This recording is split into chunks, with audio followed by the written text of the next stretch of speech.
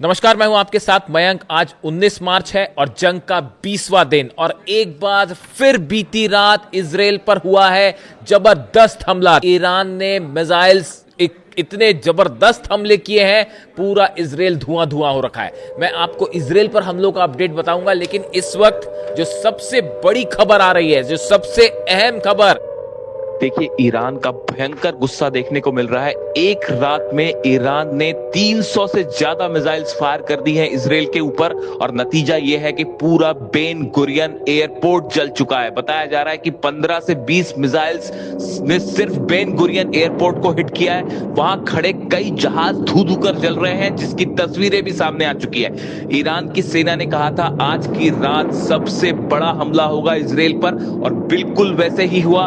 पूरे इजराइल में कई जगहों से तस्वीरें आई हैं जहां भयंकर धमाके हुए हैं। इजराइल का डिफेंस सिस्टम पूरी तरह से फेल हो गया है और नतीजा यह है कि पूरी रात भर इजराइल जलता रहा। ऐसा हमला आज से पहले इजराइल में किसी ने नहीं देखा था। हॉर्मुज में भयंकर जंग शुरू हो चुकी है और हॉर्मुज में अब ऐसा लगता है कि आर पार की जंग की तरफ मामला आगे बढ़ रहा है। देखिए, जो खबरें आई कल, आपने एक खबर देखी होगी कि अमेरिका की तरफ से B-2 बॉम्बर्स से बहुत बड़ा हमला हुआ हॉर्मुज की खाड़ी में। हॉर्मुज में बड़ा हमला हुआ और करीब 2200 किलो का एक बड़ा बॉम्ब गिराया गया। अब आप देखिए, इसकी लोकेशन बेहद अहम है कि ये बॉम्ब अमेरिका ने कहां गिराया और अमेरिका के टारगेट पर क्या है, ट्रंप के टारगेट पर क्या है। ट्रंप का ये पूरा प्लान समझना होगा। देखिए, बताया जा रहा है कि जो हॉर्मुज का केशम आइलैंड है, केशम द्वीप है, ये अब अमेरिका के टारगेट पर है और यहां पर इस केशम द्वीप को कब्जे में करने की कोशिश कर सकता है अमेरिका। अब ये जो पूरा तामझाम हो रहा है हॉर्मुज को लेकर, इसमें जंग इस केशम द्वीप के आसपास आके रुक गई है। आखिर ऐसा क्या है यहां? केशम आइलैंड वो जगह है जो IRGC का सबसे बड़ा स्ट्रांग होल्ड है। यहां पे जमीन के नीचे, इस आइलैंड में जमीन के नीचे बताया जाता है ईरान का बड़ा मिसाइल का जखीरा है। यहां इतना ही नहीं, इसके नीचे कई ऐसी गुफाएं हैं, सुरंग हैं, जहां पे तमाम तरह के ईरान के जहाज हैं, सबमरीन्स हैं जो अब तक निकाली भी नहीं गई हैं, फाइटर बोट्स हैं। ये सब के सब टनल्स के नीचे बनी हुई हैं और केशम आइलैंड वो जगह है, जब तक इस पर कब्जा नहीं किया जा सकता तब तक आप हॉर्मुज को कंट्रोल नहीं कर सकते। ये बात ट्रंप और अमेरिका को अच्छे से समझ में आ गई है। बताया जा रहा है ये जो केशम आइलैंड है, इसमें जो टनल्स है, इसके नीचे तमाम मिसाइल बैटरीज हैं। कई एंटी शिप मिसाइल्स जो हैं वो यहाँ पे इसके नीचे छुपी हुई है। इसके अलावा आप देखें कि यहाँ पे तमाम तरह की माइंस जो हॉर्मुज में बिछाता है ईरान, वो केशम आइलैंड के जरिए निकाल के बिछाई जाती है और वापस जो है इन सुरंगों के अंदर जो है बोट्स वापस आ जाती है, जिसका कोई तोड़ नहीं है। इसीलिए अब अमेरिका ने केशम आइलैंड को टारगेट करते हुए एक बड़ा मिशन शुरू किया है और अमेरिका के इसी मिशन के तहत जो USS ट्रिपोली जो जहाज है, जो कि जापान से चला है और वो बढ़ रहा है ईरान की तरफ, उसकी जो लास्ट लोकेशन आई थी वो मलक्का स्ट्रेट्स के पास आई थी और इसको अभी पहुंचने में करीब 3 से 4 दिन और लगेंगे। 3 से 4 दिन और लगेंगे और इसी के तहत प्लान यह है कि जब तक USS ट्रिपोली वहां नहीं पहुंच जाता तब तक अमेरिका की तरफ से अगले 4 से 5 दिन बताया जा रहा है केशम द्वीप पे और हॉर्मुज के आसपास भारी बम्बार्डमेंट किया जाएगा, ताकि जो माइंस वहां पर है, जो अंडरग्राउंड फैसिलिटीज हैं ईरान की, जो मिसाइल सिटीज हैं, हथियारों का जखीरा है, इस पर हमला किया जाए। ये डोनाल्ड ट्रंप का और अमेरिका की सेना का प्लान है कि 4 दिन में आप भारी बम्बार्डमेंट करिए, जो कि ऑलरेडी शुरू हो चुका है। B-2 बॉम्बर्स हर दिन, B-52 बॉम्बर्स हर दिन यहां पे जो है वो बम्बार्डमेंट कर रहे हैं और पहले आप हवाई हमले करें, उसके बाद USS ट्रिपोली यहां पहुंचे और हमले करें। लेकिन ईरान की सेना ने करारा जवाब दिया है अमेरिका को और अमेरिका का ये प्लान जो है वो अभी से देखिए कैसे मुश्किल में है। पहले तो खबर आई है USS जेराल्ड को लेकर। अमेरिका का दुनिया का सबसे बड़ा एयरक्राफ्ट कैरियर, वो ईरान के मिसाइल्स के खौफ से अब भागकर ग्रीस की तरफ बढ़ गया है। ग्रीस ने इस बात को कंफर्म भी कर दिया है कि वो जो है, कहां तो फारस खाड़ी की खाड़ी में पहुंचकर हमला होना था, कहां इजराइल को USS जेराल्ड आर फोर्ड क्यों भेजा गया था? वो भेजा गया था हाइफा के करीब और उसका काम था कि इजराइल की रक्षा करना।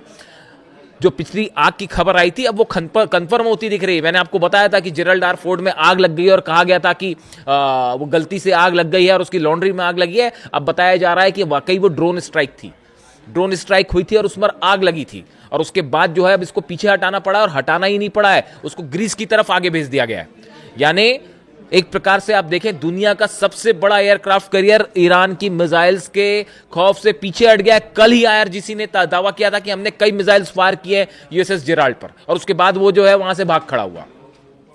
अब्राहम लिंकन का भी यही हाल है, दूसरा जो एयरक्राफ्ट कैरियर है उसको भी काफी पीछे खींच लिया गया है। पहले 1000 किलोमीटर था, अब और पीछे हो गया। यानी दुनिया के जो दो सबसे बड़े अमेरिका के एयरक्राफ्ट कैरियर्स हैं वो जो है इस जंग में पस्त होकर पीछे हट गए।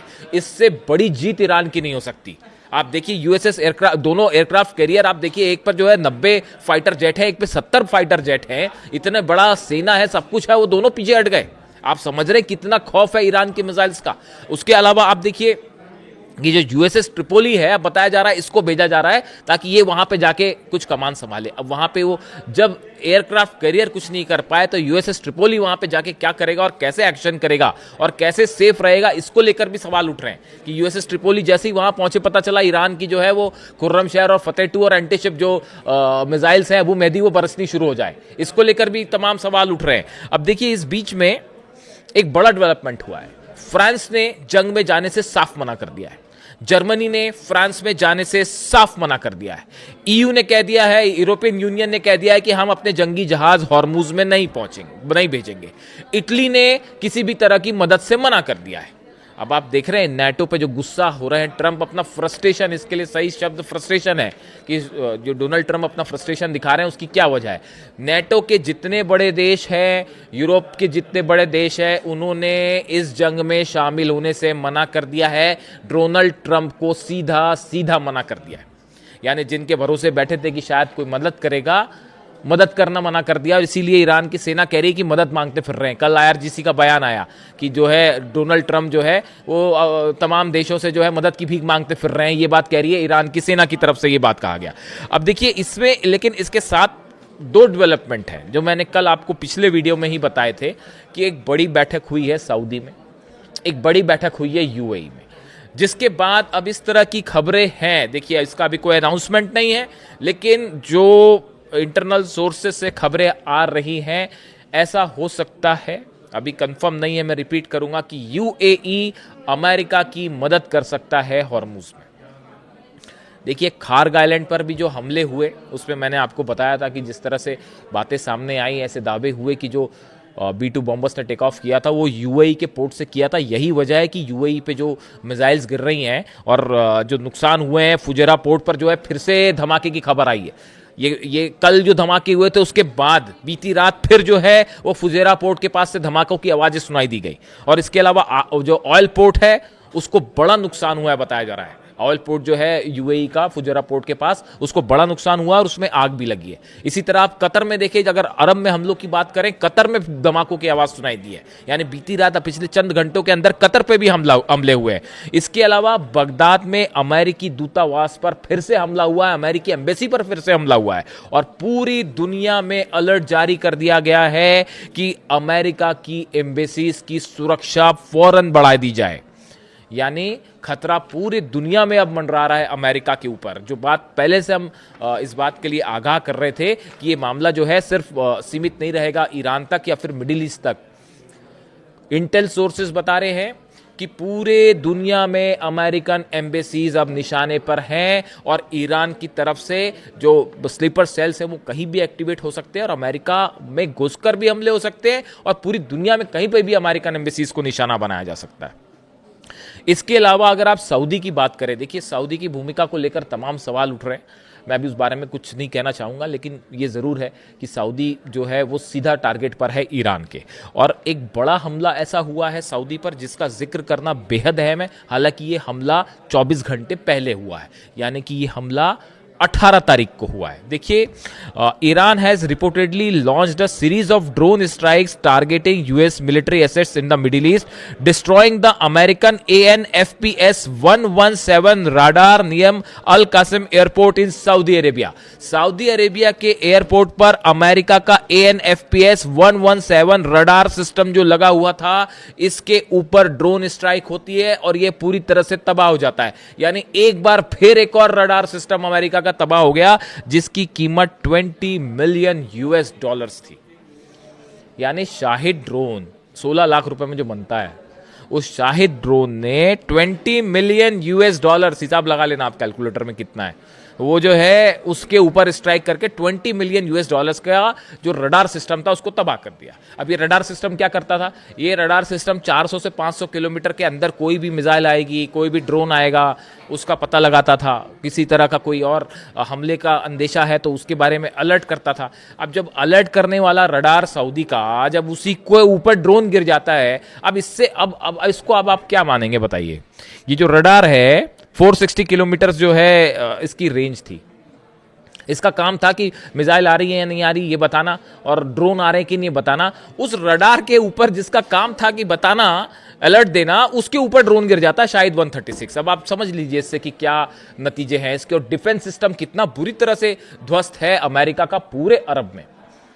इसीलिए अमेरिका में सवाल उठ रहे हैं। ये तो कैजुअलिटी हो रही है अमेरिकन सोल्जर्स की, असली नंबर पता नहीं कब आएंगे। हजारों सोल्जर्स घायल है अमेरिका के।